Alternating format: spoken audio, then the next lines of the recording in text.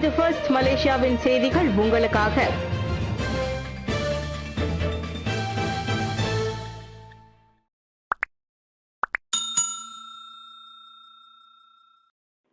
Gang TR கும்பல் தொடர்பில் 18 பேர் சொஸ்மா சட்டத்தின் கீழ் தடுத்து வைப்பு. எதிர்ப்பு நீதிமன்றம் செல்லும் குடும்பத்தார். கேங் டிஆர் கும்பலை சேர்ந்தவர்கள் என கூறி சொஸ்மா எனப்படும் பாதுகாப்பு குற்றங்களுக்கான சிறப்பு சட்டத்தின் கீழ் 18 பேர் தடுத்து வைக்கப்பட்டுள்ளதை எதிர்த்து வழக்கறிஞர் ஒருவர் நீதிமன்றத்தில் மனு தாக்கல் செய்துள்ளார். சொஸ்மா சட்டத்தின் குறிப்பிட்ட சில விதிகள் அரசியலமைப்பு சட்டத்திற்கு முரணாக இருப்பதை சுட்டிக்காட்டி தனது கட்சிக்காரர்கள் சார்பில் அந்த சட்டத்தை போராட்டத்தை டி ஹர்பால் சிங் முன்னெடுத்துள்ளார். சொஸ்மாவில் தடுத்து வைக்கப்பட்ட அந்த 18 பேரது குடும்ப உறுப்பினர்களுக்கான விளக்கமளிப்பு கூட்டத்தில் ஹர்பால் சிங் அவ்விவரங்களை வழங்கினர். மேற்கண்ட 18 பேரும் 5 ஆண்டுகளாக பல்வேறு குற்ற செயல்களில் ஈடுபட்டு கேங் டிஆர் கும்பலுடன் தொடர்பில் இருந்தவர்கள் என்ற வகையில் தடுத்து வைக்கப்பட்டுள்ளனர். கேங் டிஆர் கும்பலை சேர்ந்த 20 பேர் மே மாதமே நீதிமன்றத்தில் குற்றம் சாட்டப்பட்டுவிட்ட நிலையில் இந்த 18 பேரை மாதக்கணக்கில் தடுத்து வைத்திருப்பது ஏன் என குடும்ப உறுப்பினர்கள் கேட்கின்றனர். விருந்துக்கு போனவர்கள் எல்லாம் சந்தேக அடிப்படையில் தடுத்து வைப்பது எந்த வகையில் நியாயம்? கணவன், பிள்ளைகள் என குடும்ப வருமானத்திற்கு ஆதாரமாய் இருந்தவர்களை தடுத்து வைத்திருப்பதால் பெண்களும் குழந்தைகளும் கஷ்டப்படுகின்றனர். அதில் தனித்து வாழும் தாய்மார்களின் நிலைமை இன்னும் மோசமாக உள்ளது. சுபாங் ஜெயாவில் 30,000 ரிங்கிட் தங்க சங்கிலி வழிப்பறி, 3 ஆடவர்கள் சிக்கினர். அக்டோபர் 12ஆம் தேதி ஸ்லாங்கூர் சுபாங் ஜெயாவில் ஒரு ஆடவரிடம் இருந்து 30,000 ரிங்கிட் மதிப்பிலான தங்க சங்கிலி வழிப்பறி செய்யப்பட்ட சம்பவம் தொடர்பில் 3 ஆடவர்கள் கைதாகியுள்ளனர். 30 வயது மதிக்கத்தக்க அம்மூவரும் நேற்று முன்தினம் பெட்டலிங் ஜெயா, சுபாங் சுற்று வட்டாரங்களில் வெவ்வேறு இடங்களில் கைதாகினர். அம்மூவரும் முறையே ஆவணங்களை அனுப்புவர், தங்க நகை வாங்குபவர், நகைக்கடை பணியாளர் ஆவார்.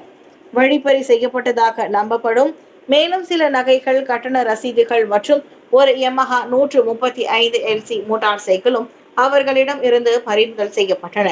மூவரில் 2 3 நாட்களுக்கு முன்னொருவர் என ஒரு நாளும் விசாரணைக்காக தடுத்து வைக்கப்பட்டுள்ளனர்.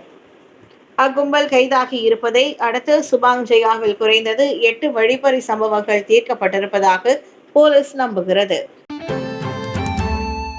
தமிழ் சமுதாயத்துடன் 50 ஆண்டுகளுக்கு மேல் இணைந்து தொண்டாற்றிய டத்தோ சாகுல் ஹமீது மறைவு. மாபெரும் தொண்டரை இழந்துவிட்டேன் தான் ஸ்ரீ குமரன். தமிழ் சமுதாயத்துடன் 50 ஆண்டுகளுக்கு மேல் இணைந்து தொண்டாற்றிய டத்தோ சாகுல் ஹமீது அவர்களின் மறைவு செய்தி அறிந்து அதிர்ச்சியுற்றதாக அவரது குடும்ப நண்பரான தான் ஸ்ரீ குமரன் கூறினார். சில காலம் நோய்வாய்ப்பட்டிருந்த டத்தோ சாகுல் ஹமீத் அவர்கள் நேற்று காலை ஈப்போ பாத்திமா மருத்துவமனையில் காலமானார். தமிழ் ஆசிரியராக வாழ்க்கையை தொடங்கியவர் பேரா மாநிலத்தில் தஞ்சோங் ரம்புதான் தமிழ் பள்ளியின் தலைமை ஆசிரியராக ஓய்வு பெற்றார். மலேசிய தமிழ் பள்ளி ஆசிரியர் தேசிய சங்கத்தின் பொதுச் செயலாளராகவும் தலைவராகவும் நீண்ட நாட்கள் அரும்பணி ஆற்றியவர். இளமையில் தம்முடன் இணைந்து தமிழ் இளைஞர் மணிமன்ற பணிகளில் ஈடுபட்டதுடன் தம்மிடம் இருந்து மாநில மன்ற தலைவர் பொறுப்பை ஏற்று செயலாற்றியவர். பேரா மாநில மாய்காவில் தம்முடன் 1971 முதல் 1997 இணைந்து பேரா மாநில அரசியலில் செயலாற்றியதுடன் பேரா மாநிலத்தில் 1982 ஆண்டு முதல் தைப்பூச விடுமுறை பெறுவதற்கு தமக்கு பெரும் துணையாய் இருந்ததை நன்றியுடன் நினைவு கூறுவதாக குறிப்பிட்ட தான் ஸ்ரீ குமரன் அவரது பிரிவால் துயருறும் அவரது துணைவியார் மற்றும் சுற்றத்தினருக்கு தமது பிரார்த்தனைகளையும் இரங்கலையும் தெரிவித்துக் கொண்டார். ஜொஹூர் பாருவில் மழையின் போது கால்வாயில் விழுந்த 10 வயது சிறுவன் மரணம். ஜொஹூர் பாரு பண்டார் பாரு உடாவில் பெரிய கால்வாய் அருகே விளையாடி கொண்டிருந்த போது தவறி விழுந்து காணாமல் போன சிறுவன் இறந்து கிடக்க கண்டெடுக்கப்பட்டான். காணாமல் போன இடத்திலிருந்து சுமார் 4 மீட்டர் தொலைவில் 10 வயது அச்சிறுவனின் சடலம் கண்டெடுக்கப்பட்டது. மீட்பு பணியின் 2வது நாளான நேற்று மாலை 5 மணி அளவில் சடலம் மீட்கப்பட்டதாக தீயணைப்பு மீட்புத்துறை கூறியது. வெள்ளிக்கிழமை பிற்பகல் வாக்கில் மழையின் போது 2 நண்பர்களுடன் விளையாடி கொண்டிருந்த அச்சிறுவன் கால் இடறி கால்வாயில் விழுந்ததாக கூறப்பட்டது. சுமார் 4 மீட்டர் ஆழமும் 7 மீட்டர் அகலமும் கொண்ட கால்வாயில் சம்பவத்தின் போது நீர்மட்டம் 2.43 உயரத்திற்கு இருந்துள்ளது. இந்நிலையில் இதுபோன்ற அசம்பாவிதங்களை தவிர்க்க மழைக்காலத்தில் பிள்ளைகளின் நடமாட்டத்தை அணுக்கமாக கண்காணிக்குமாறு பெற்றோர்களை போலீஸ் கேட்டுக் கொண்டுள்ளது. 30 ஆண்டுகளில் 2 மடங்காக அதிகரிப்பு. உலகம் முழுவதும் 800 மில்லியன் பேர் நீரிழிவு நோயால் பாதிப்பு. நீரிழிவு நோயாளிகளின் எண்ணிக்கை கடந்த 30 ஆண்டுகளில் 1 மடங்கு அதிகரித்து உலகம் முழுவதும் 800 மில்லியன் மக்கள் பாதிக்கப்பட்டிருப்பதாக அதிர்ச்சி தகவல்கள் வெளியாகியுள்ளன. குறிப்பாக குறைந்த மற்றும் நடுத்தர வருமானம் கொண்டோர் வசிக்கும் வட்டாரங்களில் அவ்வெண்ணிக்கை கணிசமாக உயர்ந்துள்ளதாக இங்கிலாந்தின் தி லான்செட் எனும் மருத்துவ ஆராய்ச்சி இதழில் இடம்பெற்றுள்ள புதிய ஆய்வு தெரிவிக்கிறது. WHO எனப்படும் உலக சுகாதார நிறுவனத்தின் ஒத்துழைப்போடு உலகம் முழுவதும் 18 வயதுக்கு மேற்பட்ட 140 மில்லியன் பேரிடம் இருந்து சேகரிக்கப்பட்ட தரவுகள் ஆய்வுக்கு உட்படுத்தப்பட்டன. அதில் 1990ஆம் ஆண்டு பெரியவர்கள் மத்தியில் 7 விழுக்காடாக இருந்த நீரிழிவு நோய் விகிதம் 2022இல் 14 விழுக்காட்டை எட்டியது கண்டறியப்பட்டது. வாழ்க்கை முறை மாற்றம், அதிகரித்து வரும் உடல் பருமன் பிரச்சினை, பரவலான சுகாதார ஏற்றத்தாழ்வுகள் ஆகியவை அதற்கு காரணங்களாக கூறப்படுகின்றன. மொத்த நீரிழிவு பாதிப்புகளில் பாதிக்கும் மேற்பட்டவை 6 நாடுகளை மட்டுமே மையப்பட்டிருப்பதாக உலக அளவில் சுகாதார ஏற்றத்தாழ்வுகள் விரிவடைந்து வருவதை காட்டுகின்றன. மழையில் த மைன்ஸ் ஏரிக்குள் காரோடு விழுந்த இ-ஹெயிலிங் ஓட்டுநர், வைரலான வீடியோ. பயணியை எடுக்க செல்லும் வழியில் செட்டாங் ஸ்ட்ரீட் கெம்பங்கான் தி மைன்ஸ் பேரங்காடி ஏரிக்குள் இ-ஹெயிலிங் ஓட்டுநர் காரோடு விழுந்த வீடியோ வைரலாகி உள்ளது. சனிக்கிழமை பிற்பகல் 3:30 வாக்கில் கடும் மழையின் போது அச்சம்பவம் நிகழ்ந்தது. 49 வயது அம்மாது எஸ்டிடிகா ரெசிடென்ஸ் குடியிருப்பில் பயணியை எடுக்க சென்ற வழியில் அவரின் டொயோட்டா வியஸ் கார் சாலையில் தேங்கி இருந்த நீர் சிக்கி தடம் புரண்டு மைன்ஸ் ஏரிக்குள் விழுந்தது. எனினும் காரின் முன்பக்க கதவை திறந்து தன்னை காப்பாற்றிக் கொண்ட அம்மாதுவை ஏரியிலிருந்த படகொன்று பாதுகாப்பாக மீட்கப்பட்டது. அவருக்கு காயம் எதுவும் ஏற்படவில்லை என்பது உறுதி செய்யப்பட்டதாக செட்டாங் போலீஸ் தலைவர் துணை ஆணையர் ஏ அன்பழகன் தெரிவித்தார். மைன்ஸ் ஏரிக்குள் கார் விழுந்த வீடியோ முன்னதாக வைரலானது குறிப்பிடத்தக்கது.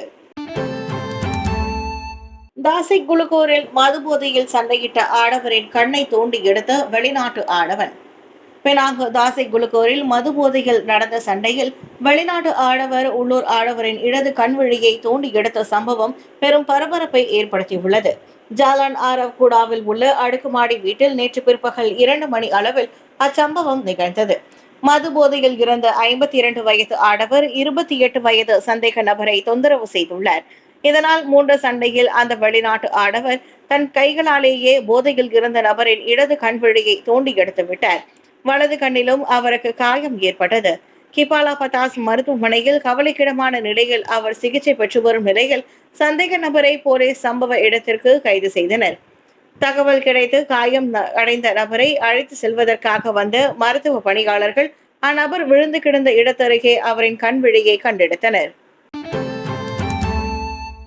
சுங்கை பட்டாணியில் ஆடவரின் ஆணுறுப்பில் மாட்டிக்கொண்ட 2 மோதிரங்கள் வலியோடு வெட்டி எடுத்த தீயணைப்பு வீரர்கள்.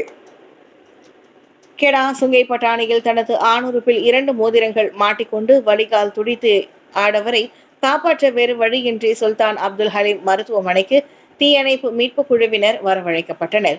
சனிக்கிழமை பிற்பகல் 2 மணிக்கு தகவல் கிடைத்து அமன்ஜயா தீயணைப்பு நிலையத்தை சேர்ந்த 6 வீரர்கள் சம்பவ இடம் சென்றடைந்தனர்.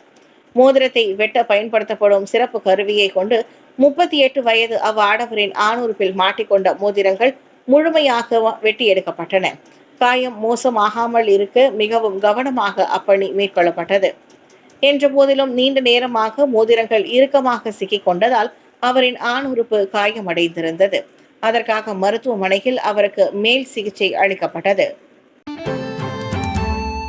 பரீட்சையில் தோல்வி. சீனாவில் மாணவன் நடத்திய கத்திக்குத்து தாக்குதலில் 8 பேர் பலி, 17 பேர் காயம். கிழக்கு சீனாவில் உள்ள தொழில் பயிற்சி கல்லூரியில் முன்னாள் மாணவன் நடத்திய கத்திக்குத்து தாக்குதலில் குறைந்தது 8 பேர் கொல்லப்பட்டுள்ளனர். சனிக்கிழமை மாலை 7:30 மணிக்கு அச்சம்பவம் நிகழ்ந்தது. காயம் அடைந்தவர்கள் அவசர சிகிச்சைக்காக வழங்கப்பட்டு வருகின்றனர். 21 வயது கொலையாளியை போலீசார் உடனடியாக கைது செய்தனர். இவ்வாண்டு படிப்பை முடித்து பட்டம் பெற்றிருக்க வேண்டிய அம்மாணவன் தேர்வில் தோல்வி கண்டதால் பெரும் விரக்தியில் இருந்துள்ளார். அது கோபமாக தலைக்கு ஏற பள்ளிக்கு திரும்பி அவன் அத்தாக்குதலை மேற்கொண்டது விசாரணையில் தெரிய வந்துள்ளது. சீனாவின் அண்மைய காலமாகவே இது போன்ற அதிக உயிரிழப்புகளை பதிவு செய்யும் குற்ற செயல்கள் அதிகரித்து வருகின்றன. கடந்த வாரம் கூட 62 வயது முதியவர் தனது SUV காரை உடற்பயிற்சியில் ஈடுபட்டிருந்தவர்களின் கூட்டத்தில் மோதி 35 பேர் மரணமடைய காரணமாக இருந்தார். இஸ்ரேலிய பிரதமர் பெஞ்சமின் நெதன்யாகு வீட்டில் மீண்டும் 2 வெடிகுண்டு தாக்குதல். இஸ்ரேலிய பிரதமர் பெஞ்சமின் நெதன்யாகு வீட்டை குறிவைத்து 2 வெடிகுண்டுகள் வீசப்பட்டுள்ளன. சிசேரியா இல்லத்தில் உள்ள தோட்டத்தில் அவ்விரு குண்டுகளும் வந்து விழுந்ததை போலீஸ் உறுதிப்படுத்தியது. எனினும் அப்போது நெதன்யாகுவோ அவரின் குடும்பத்தினரோ வீட்டில் இல்லை. அத்தாக்குதலை கடுமையாக கருதுவதாக கூறிய பாதுகாப்பு படை உடனடி விசாரணையை தொடங்கியுள்ளது. நெதன்யாகு வீட்டை குறிவைத்து அண்மைய காலத்தில் நடத்தப்பட்டுள்ள 2வது தாக்குதல் இதுவாகும். அக்டோபரில் ஈரான் ஆதரவிலான ஹிஸ்புல்லா ராணுவம் அனுப்பியதாக கூறப்பட்டு ட்ரோன் தாக்குதல் நடத்தப்பட்டது. அது தம்மையும் தனது மனைவியையும் கொல்ல ஹிஸ்புல்லா மேற்கொள்ளும் முயற்சி என குற்றம் சாட்டியிருந்த நெதன்யாகு ஈரானின் பினாமிகளை எதிர்த்து தொடர்ந்து போர் புரிய போவதாக சூளுரைத்தார். அமெரிக்காவில் இருந்து இந்தியாவுக்கு வெறும் 30 நிமிடமா அதிவிரைவு பயணம் சாத்தியமே என்கிறார் எலன் மஸ்க். உலகின் முக்கிய நகரங்களுக்கு இடையிலான பயணத்தை 1 மணி நேரத்திற்குள் அடக்கிவிடும் ஆற்றல் தனது SpaceX நிறுவனத்திற்கு இருப்பதாக உலகின் பெரும் பணக்காரரான எலான் மஸ்க் கூறியிருப்பது ஆச்சரியத்தை ஏற்படுத்தியுள்ளது. அடுத்து வரும் அமெரிக்க அதிபர் டொனால்டு டிரம்ப் ஆட்சியின் போது இது சாத்தியமாகலாம் என அவர் சொன்னார். எக்ஸ் தள பயனர் ஒருவர் வீடியோவை பகிர்ந்து ட்ரம்ப் ஆட்சியில் உலகின் ஒரு மூலையில் இருந்து இன்னொரு மூலைக்கு 1 மணி நேரத்திற்குள் பயணிக்கும் காலம் வருவதும் சாத்தியமே என பதிவிட்டிருந்தார். அதனை ஆமோதிக்கும் வகையில்தான் எலன் மஸ்க் அவ்வாறு கூறியுள்ளார். விண்வெளி துறையில் புரட்சியை ஏற்படுத்தியுள்ள SpaceX நிறுவனத்தின் ஸ்டார்ஷிப் ராக்கெட் விண்கலம் வாயிலாக அக்கனவு சாத்தியமே என கூறப்படுகிறது. நாசாவிடமே இல்லாத தொழில்நுட்பமாக ஏவிய இடத்திற்கே திரும்பும் ஆற்றலை ஸ்டார்ஷிப் விண்கலம் கொண்டுள்ளது.